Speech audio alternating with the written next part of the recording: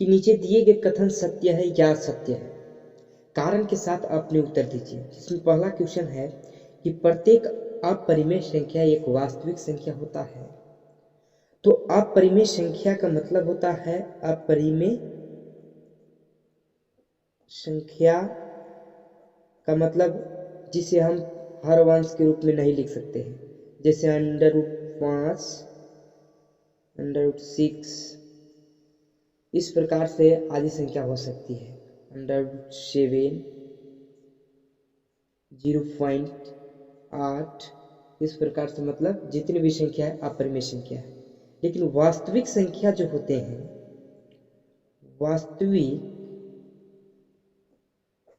वास्तविक संख्या परिमेय और अपरिमेय के मिलान से बनता है।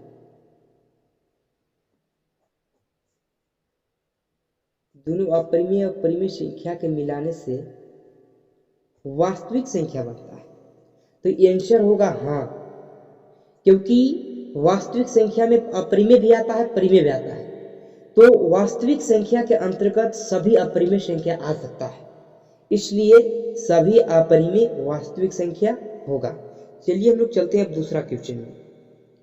तीसरा क्वेश्चन है कि संख्या रेखा का प्रत्येक बिंदु √m के रूप में, यानी √m के रूप का होता है, जहां m एक प्राकृत संख्या है।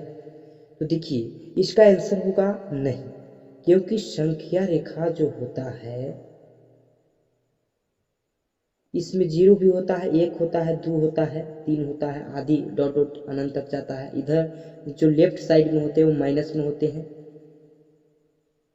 तो यह क्वेश्चन कहा गया है कि √m के रूप में तो हो जाएगा, लेकिन कह रहा है कि m एक प्राकृत संख्या है। तो इसको जो ऋणात्मक संख्या है, ये ऋणात्मक संख्या किसी भी प्राकृत संख्या का वर्ग ऋणात्मक संख्या में नहीं होती है। और जो संख्या रेखा पर जो संख्या होती है वो ऋणात्मक होती है, धनात्मक होती है। लेकिन यह m जो कहा जा रहा है कि सिर्फ प्राकृत संख्या हो, तो प्राकृत संख्या का वर्ग हमेशा धनात्मक होती है, ऋणात्मक नहीं होती है, जो कि इसमें ऋणात्मक भी है। इसलिए √m के रूप में संख्या रेखा पर नहीं सभी संख्या नहीं हो सकते हैं। कोई भी प्राकृत संख्या हो सकते हैं, लेकिन सभी प्राकृत संख्या √m के रूप में संख्या रेखा पर नहीं हो सकते हैं। क्यों? क्योंकि संख्या रेखा पर ऋणात्मक धनात्मक दोनों होते हैं, और √m के जो रूप में प्राकृत संख्या जो कहा जा रहा है वो सिर्फ धनात्मक होते हैं। तो इसलिए इसका आंसर होगा नहीं। उसके बाद हम लोग तीसरा क्वेश्चन को हल करते हैं। तीसरा क्वेश्चन है कि प्रत्येक वास्तविक संख्या एक अपरिमेय संख्या होती है। तो आंसर होगा नहीं। इसका कारण है कि जो वास्तविक संख्या होते हैं वो परिमेय संख्या और अपरिमेय संख्या के मिलान से बनते हैं। अपरिमेय संख्या के मिलान से बनते हैं। तो प्रत्येक सभी वास्तविक संख्या सिर्फ अपरिमेय कैसे हो सकता है? जब परिमेय और अपरिमेय दोनों से मिलकर बना है, तो सब वास्तविक संख्या सिर्फ अपरिमेय कैसे होगा? दोनों होना चाहिए, इसलिए इसका आंसर होगा नहीं। उसके बाद हम लोग अगला क्वेश्चन देखते हैं। दूसरा क्वेश्चन है, क्या सभी धनात्मक पूर्णांक के वर्गमूल अपरिमेय होते हैं? यदि नहीं तो एक ऐसी संख्या के वर्गमूल का उदाहरण दीजिए जो एक परिमेय संख्या हो। तो इसका आंसर होगा नहीं,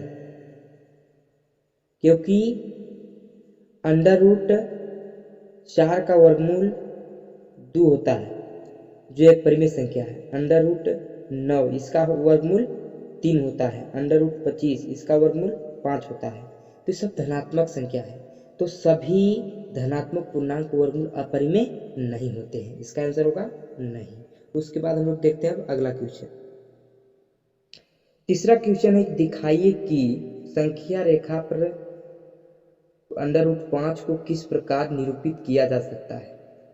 यानी √5 को किस प्रकार हम लोग निरूपित किया जा सकता है, उसको हम हल करने से पहले कुछ बेसिक को जानते हैं। जैसे हमारा समकोण त्रिभुज है, और जो सबसे बड़ी भुजा होती है उसे कर्ण कहा जाता है समकोण त्रिभुज में, और ये आधार पर जो भुजा खड़ी होती है उसे लंब कहा जाता है। और सबसे निचला जो भुजा होती है उसे आधार कहा जाता है। पाइथागोरस प्रमेय से हम लोग चलेंगे तो कर्ण बराबर फॉर्मूला होता है लंब स्क्वायर प्लस में आधार स्क्वायर का रूट अंडर।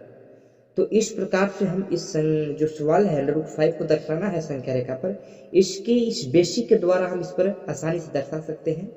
जैसा कि हमको √5 को दर्शाना है इस संख्या रेखा पर, तो हम पाइथागोरस प्रमेय के जो फॉर्मूला है उस रूल से हम लोग इस सवाल को हल कर सकते हैं। जैसा कि हम यहाँ से अगर 2 का स्क्वायर करते हैं तो 4 हो जाएगा, और एक लंब को ले लेते हैं, यानी एक जो है 1 मीटर हम लंब को ले लेते हैं, जैसे कि 1 सेंटीमीटर होगा, 1 सेंटीमीटर होगा, 2 सेंटीमीटर इसका स्क्वायर करेंगे तो 4 हो जाएगा। और एक हम मान लीजिए लंब ले लेते हैं, तो लंब अगर 1 ले लेते हैं तो ये हो जाएगा 1 के इसका स्क्वायर करेंगे तो 1 हो जाएगा, तो 4 अब 1 5 हो जाएगा। तो इस प्रकार से हम संख्या रेखा पर दर्शा सकते हैं। मान लीजिए यहाँ पर √5 को इस फार्मूला पर दर्शा सकते हैं, कर्ण वाला फार्मूला पर। जैसा कि आधार बराबर तो 2 है, आधार बराबर हम यहाँ पर लंब के बराबर 1 है, तो लंब बराबर 1 रख सकते हैं। 1 के स्क्वायर करेंगे तो 1 होगा, प्लस में आधार का स्क्वायर 2 के स्क्वायर करेंगे 4 होगा। इस प्रकार से हम √5 को दर्शा सकते हैं। लेकिन ये जो बिंदु रहा ये संख्या रेखा पर नहीं है, तो संख्या रेखा पर इस बिंदु को हमको करने के लिए हमको एक वृत्त के चाप के माध्यम से करेंगे। जिस प्रकार हम लोग वृत्त के चाप खींचते हैं ना, उसके माध्यम से इस बिंदु को हम लोग यहाँ संख्या रेखा तक मिलाएंगे। जैसा कि आप देख लीजिए, इस प्रकार से हम यहाँ पर मिला सकते हैं। इसका नाम ए हो जाएगा, इसका नाम ओ हो जाएगा, इसका नाम बी हो जाएगा। तो यहाँ पर हम दर्शा सकते हैं संख्या रेखा पर। हेलो फ्रेंड्स, तीसरा क्वेश्चन है कि दिखाइए कि संख्या रेखा पर √5 को किस प्रकार निरूपित किया जा सकता है। तो संख्या रेखा पर इसे निरूपित करने से पहले हम लोग जानते हैं कुछ बेसिक को। जैसे हम लोग जानते हैं पाइथागोरस के जो रूल है उस रूल से हम इस पर दर्शा सकते हैं। जैसा कि कर्ण लंब आधार पर जो फार्मूला होती है ना, कर्ण बराबर लंब स्क्वायर प्लस में आधार स्क्वायर का रूट अंडर, तो इस फार्मूला से हम इस पर दर्शा सकते हैं। जैसा कि निचला पार्ट को आधार कहते हैं, अगर आधार 2 हम ले लेते हैं तो 2 का स्क्वायर करेंगे तो 4 हो जाएगा यहाँ पर, और लंब ले लेते हैं 1, तो 1 का स्क्वायर करेंगे तो 1 होगा, 2 का स्क्वायर 4, अब 1 5, तो कर्ण बराबर √5 यानी दर्शा सकते हैं इस प्रकार से हम। तो इसी प्रकार से हम यहाँ पर 2 ले लेते हैं और लंब को मान लीजिए हम 1 ले लेते हैं। तो इस प्रकार से हम संख्या रेखा पर दर्शा सकते हैं। यहाँ पर 2 होगा, मान लीजिए कि अगर इसके स्थान पर हम लंब के स्थान पर 1 है तो 1 का स्क्वायर करेंगे तो 1 होगा, और आधार का स्क्वायर यहाँ 2 है आधार का स्थान पर, तो हम 2 का स्क्वायर करेंगे तो 4 होगा ना। तो अंडर रूट में यहाँ पर आपका 5 आ गया, यानी √5 को हम इस प्रकार दर्शा सकते हैं। अगर इसका मान 1 रहेगा तो यहाँ पर कितना मान आएगा, √5। लेकिन ये जो बिंदु है ये बिंदु है एक संख्या पर नहीं है। हमको संख्या रेखा पर इस बिंदु को करने के लिए आपको वृत्त का जो चाप होता है ना, उसके द्वारा उसके माध्यम से हम कर सकते हैं। जिससे हम वृत्त के चाप जिस प्रकार खींचते हैं उस प्रकार से इस बिंदु को हम संख्या रेखा पर मिला सकते हैं। जैसे देख लीजिए, इस प्रकार से हम संख्या रेखा पर इसे मिला सकते हैं। यानी इसका नाम ए धर देते हैं, इसका ओ धर देते हैं, और इसका बी यहाँ पर बी इसका नाम हम लोग रख देते हैं। तो यहाँ पर जो होगा एओ बराबर ए बी हो सकता है। क्यों? क्योंकि इसी बिंदु का मान हम यहाँ पर दर्शाए हैं। तो इसका ई बिंदु का जितना एओ का मान होगा √5 उतना ही बराबर में ए बी का मान होगा। तो दोनों का मान कितना है, √5। तो ए बी का मान कितना हुआ, √5। तो इस प्रकार से हम संख्या रेखा पर √5 को दर्शा सकते हैं।